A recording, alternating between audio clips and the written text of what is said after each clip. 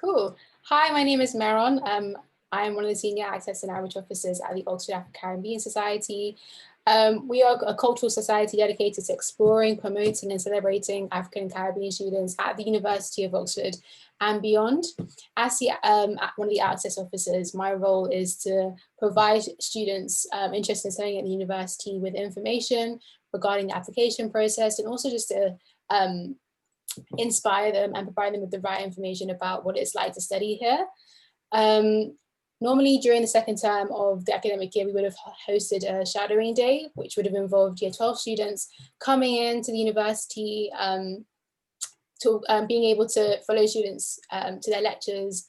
However, as a result of COVID, we've had to shift this to a virtual alternative, which we've now called a shadowing week, where students will be able to tune into our YouTube channel, where we'll have 3 videos, one about applying to the university regarding the application process, another about the social life, about extracurriculars available, and also one about finance and well-being. Additionally, if you do tune into our Instagram during the shadowing week, you'll find a bunch of Instagram takeovers done by students studying a range of different subjects in their first year. So we're showing you their lectures, their colleges. Additionally, there'll be Instagram lives done on some of the evenings with students talking about supercurriculars, and that will also be an opportunity for you guys tuning in to ask questions directly to students during the Instagram story takeovers.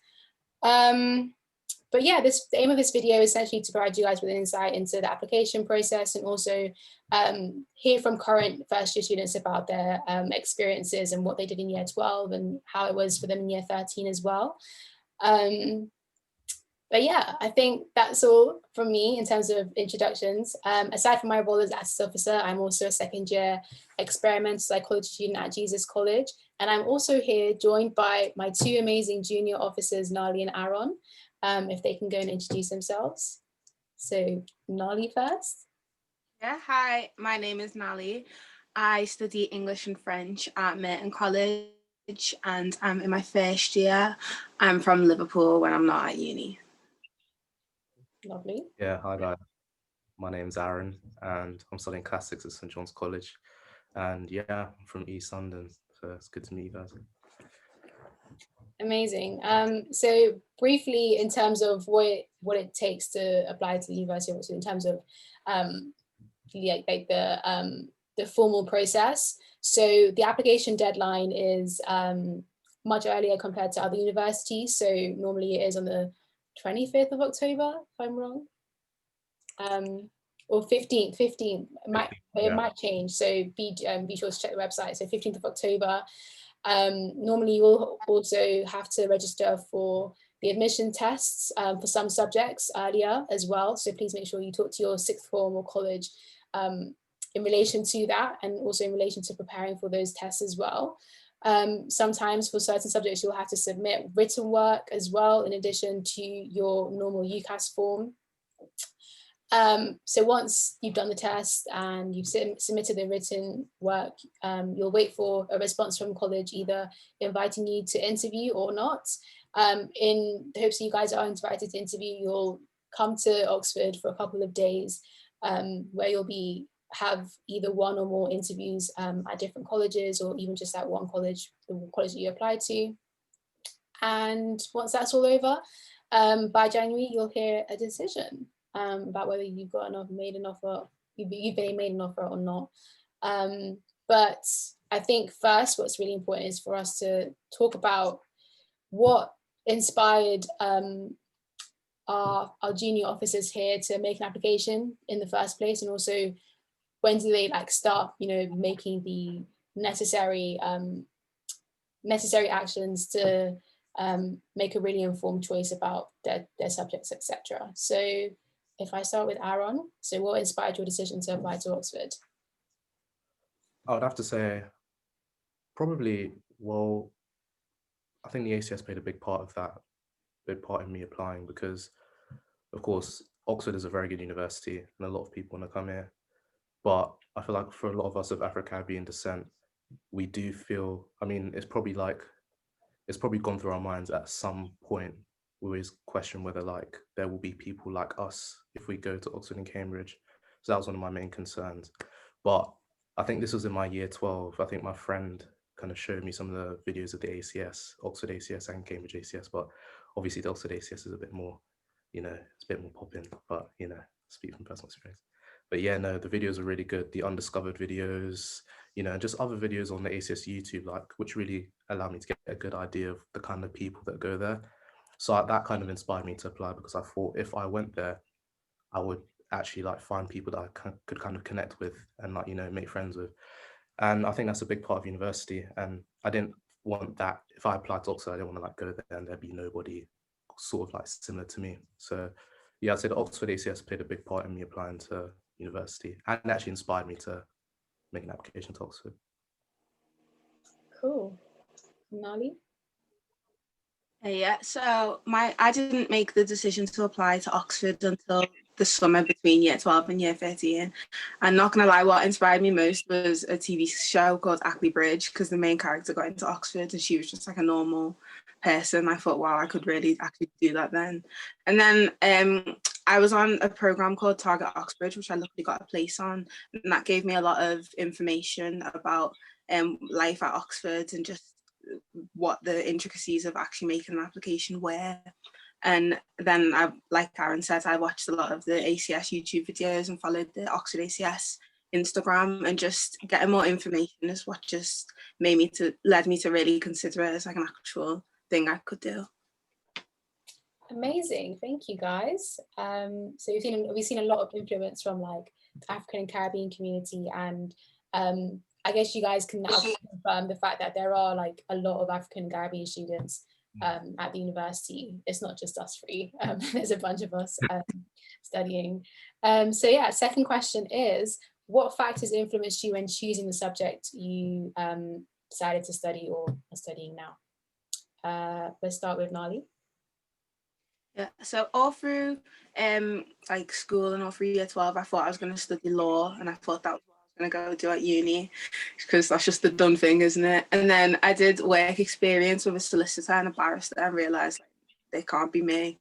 So then when I realised I wanted to do English and French, I just was looking at universities that offered the subject, because it's a bit of a niche subject, it's not offered everywhere. And I realised that it was offered at Oxford, and that Oxford was a really good uni to study it at, and that's what led to my decision. And then also when I was looking at like the careers and people who were in positions that I would like to see myself in, and a lot of them had degrees from Oxbridge, and it just really made me certain that like that was something I needed and something I wanted if I wanted to get where I wanted to be in life.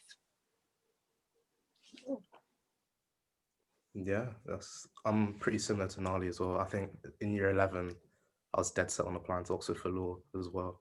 But in year 12, like my interest sort of switched. I kind of started enjoying my subjects at A level a lot. And I was doing the IB. So I did high level philosophy, Latin and English.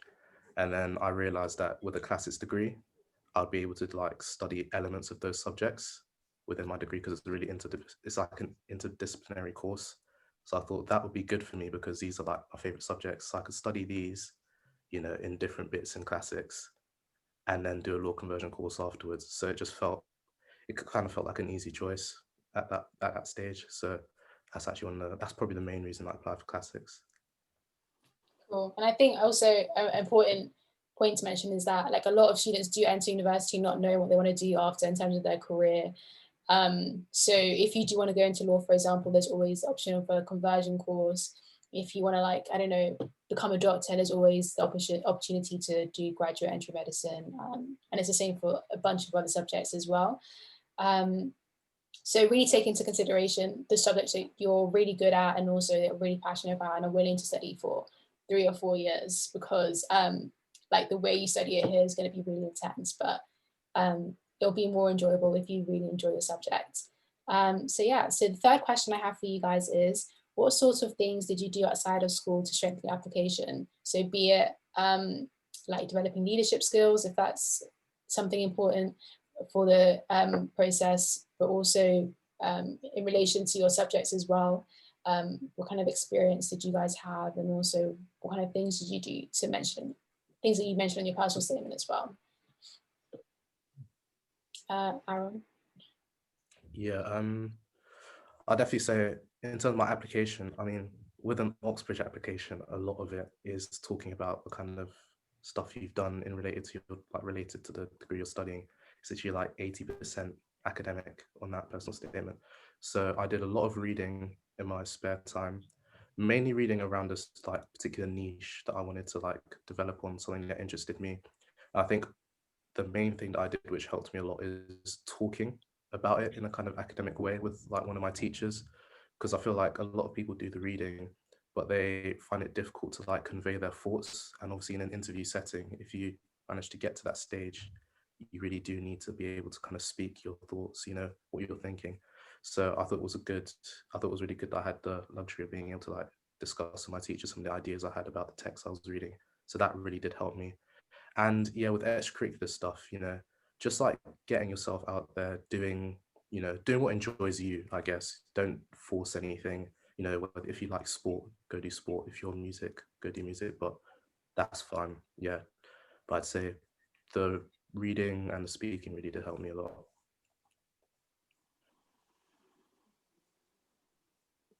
Nali? Okay. Yes. Same as Aaron, I did a lot of reading because humanities, especially English, it just requires a lot of reading. The way I decided what I was going to read was I went off of what I enjoyed studying as part of my A-levels at the time, and then I read around those kinds of authors, and that's how I found my interest instead of like trying to like just delve straight into all of like the great like classical works that you might be expected to read. Like I remember I wrote in my personal statements about Instagram poetry because it was just what interested me at the time. Like I just tried to focus in an academic sense on the stuff that I enjoyed just normally, and that's what got me through just the extracurricular processes. That's really cool. And I think that given the situation with COVID, it's really important that you like make use of like reading books and watching documentaries. But I know for like a lot of students, for example, interested in medicine or interested in like, you know, very subjects with a more like practical element to it, it may be quite difficult given the COVID situation and social distancing, etc. So I'd say like the best advice I could give is to be really innovative with what you do. For example, like if you're interested in medicine and can't go into hospitals because of the situation, maybe look up volunteering opportunities within your local area with regards to, I don't know, in a way of like serving your community and showing that you are like a very personable person, like you like to talk and interact with different people. And there are also loads of opportunities online for you to do practical stuff and to develop those skills that are, you know, related to your subject or related to like the academic elements of your subject as well. Next question is, do you have, so we kind of linked to, we kind of talked about the things you can do to like strengthen your application with regards to supercurriculars, but do you guys have any advice on like writing personal statements? So like, when did you guys start writing yours? How did you structure it? And were there like multiple redrafts and comments? Like, how was that whole process for you guys? Nali. Yeah, I started writing my personal statements in the summer between year 12 and year 13. And there were many redrafts. I think it was something like 15 or 16. Like I was attached to that essay. I think I followed the basic structure that was on the UCAS website, like the kind of form they give you. But obviously for an Oxford application, I made it a lot more academic. And I think it was like a line or two at the end about like me and my hobbies. I think my main advice with the personal statement would be don't get too attached to it and don't become sentimental, because I think that was my issue. I'd like spend loads of time writing it, and then when I'd be given critiques or things to take out or include, I'd just go into meltdown because I'd be like, oh, I've spent so much time. So like my advice would just be like just keep a distance from it and keep some perspective and just be open to ideas, but also like not too many ideas, because too many cooks will spoil the broth.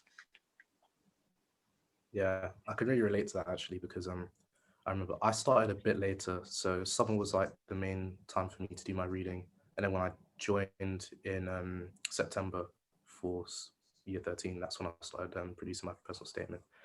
And I remember like I wrote my first draft and I was really happy with it, really happy with it. And you know when you have those like those really good ideas that you stick in like paragraphs, you're like, yeah, that's like it's a career ender. But I remember I went in there to see my teacher, and he literally just like the whole paragraph, deleted the whole paragraph, and I was like, wow, it hit me. But like, you know, it was what I needed, because after that point, I think I had 7 more redrafts, and it got to the point where like I finally had the personal statement that I, you know, applied with. And I think what Nali said is really, really crucial. I mean, don't get too sentimental over your personal statement, but also like, I think the personal statement is also mainly like, well, what I think about it is it's like for interviews. So if you've got really good ideas about something, you don't need to like explain your idea in depth in the personal statement, because you've only got how many words? I mean, characters actually, 3,000 or 4,000 characters. So you're not going to be able to like unpack everything. I feel like, you know, just get the sort of ideas that you've got down in brief format. So like it's sort of, you're sort of signposting them for, like, if you get an interview, your tutor will be, the tutor will just say, oh, you said this in your personal statement, what do you think? And that gives you the opportunity to then speak about the idea that you've had for like so long. I don't think explaining everything that you've, you know, thought about the books you read on personal statement is a great idea, because you don't have that time. And the other piece of advice I'd say as well is like the kind of extracurricular stuff and the hobbies, that's like a mini bit at the end, you know, because it's mainly academic with the Oxford personal statements. But yeah. Yeah, and also like consider the fact that you are applying to other universities as well.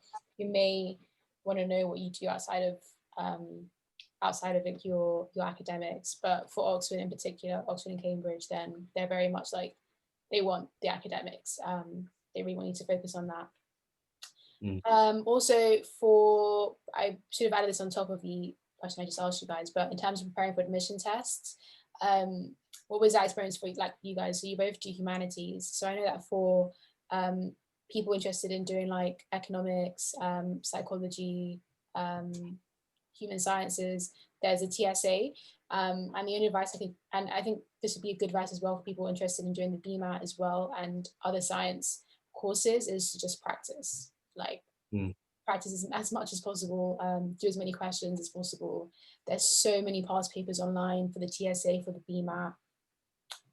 So just practice as much as possible. I'd say like I started around end of summer, which gave me like a good 2 months to figure out the type of questions that you'd be asked. And yeah, so practice is all I can say. For you guys, what was that like? It was I'd say same with me, practice, to be honest. I did the CAT, the Classics Admissions Test. So I think with Latin, it's more just like, you know, you practice like the language and stuff. You can do, there's so many translations out there for anybody who's thinking about applying for classics. Just practice translating in general. And I'd say closer towards the time of the admissions test, that's when you can start doing the admissions papers, because there's not as much for classics as there is for other subjects like the TSA.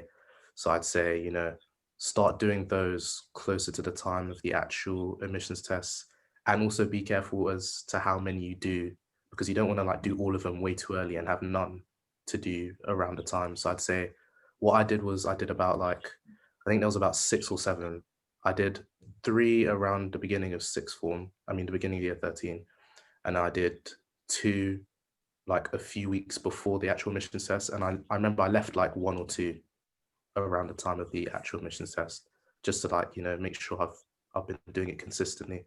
So yeah, I'd say practice is the main thing, getting as much practice as you can. Nali? Yeah, I did the ELAT, which is the English Literature Admissions Test, and then the MLAT, which was the Modern Languages Admissions Test. I think for modern languages, the main thing for me was brushing up on grammar and vocabulary, because the way you're tested, it's just like kind of random vocab that is just everyday vocab, and then like it tests your knowledge of grammar. So I bought like a grammar A-level workbook and just banged that out all through summer, and that was just my main practice. And also I remember I did a few mock tests and gave them to my teacher because he was kind enough to correct them for me and like highlight the areas of grammar that I needed to work on. So if you have access to a teacher who can help you like that, I'd definitely do that. And then for English, the way the test is structured is you get given 2 unseen poems or extracts from prose and you have to write an essay about it. So my main practice for that was just reading as much poetry and reading as much works of literature as I could, and then just trying to develop an argument and practice structuring an essay. And I think that one's really quite easy to practice because there's so much literature out there that you could do it on, and you don't need to, there's no, like there are the practice tests, but also you could just do it on anything that you're interested in and just practice developing an argument, which would be dead useful. Amazing. And then my final question for you guys, short and sweet, is what would you tell your year 12 self if you were to go back in time, kind of thing? Like, what advice would you have wanted to receive in year 12 that would have helped you? Aaron. Oh, that's a good question. I would say don't be too caught up in what others think when you're applying, because I mean, quite different for me. My experience, it was that teachers, when I was applying to Oxford, the teachers I had supported me and they said, yeah, no, you could do it. And I thought, okay, thank you. But it was actually, funny enough, my friends didn't support me like in the way that I thought they would, because you know, I just heard through the grapevine that people saying, oh, I don't think I can get to Oxford. Because I feel like everybody, before everyone actually like makes applications to Oxford, they think Oxford is some kind of like other dimension, like it's only for people who are like super smart, you know, natural geniuses. So the people around me didn't necessarily think I was going to get in. And like normally I thought, you know, it'd hurt me a bit more like if it was the teachers who didn't really support me, but like you kind of want your friends to kind of have your back kind of thing. But I sort of like annoyed about that at the beginning, but then eventually it got to the stage where I sort of used that to kind of motivate me and do well in my application, because I thought, you know what, let me just prove these people wrong. And it kind of motivated me a bit more, and it felt very good when I got in. But you know, I'd say don't worry about what other people are saying, whether it's teachers, students. You make you are going to be the person who's going to get that place. So focus on yourself, don't focus on other people, and you'll be fine, honestly. So that's probably the best piece of advice I can give to anybody applying, and myself in year 12. Yeah, I think the advice I had to give myself was just to have confidence and just believe that I could do it, because the imposter syndrome was so real for me. Like in every step of the application, I was just like, yeah, but I'm not going to get in there. Like, it's fine. Like, I don't even know why I'm doing this. Like, I just didn't think I was going to be there or be able to do it. And I think like, even though like I did it and even though I got through the process, I think if I just had more confidence from the beginning, it would have made it a lot more easier. And I think it would have stopped me being like so sentimental with the personal statements and being so like consumed by the whole process, because I really wrapped up like my sense of like self-worth and stuff with the application process, because I just didn't see myself being able to do it. So I think just having a bit more confidence and just believe that if you think you can do it, you genuinely can. I think that is just the main bit of advice that I needed to hear. Inspiring, guys. Wow.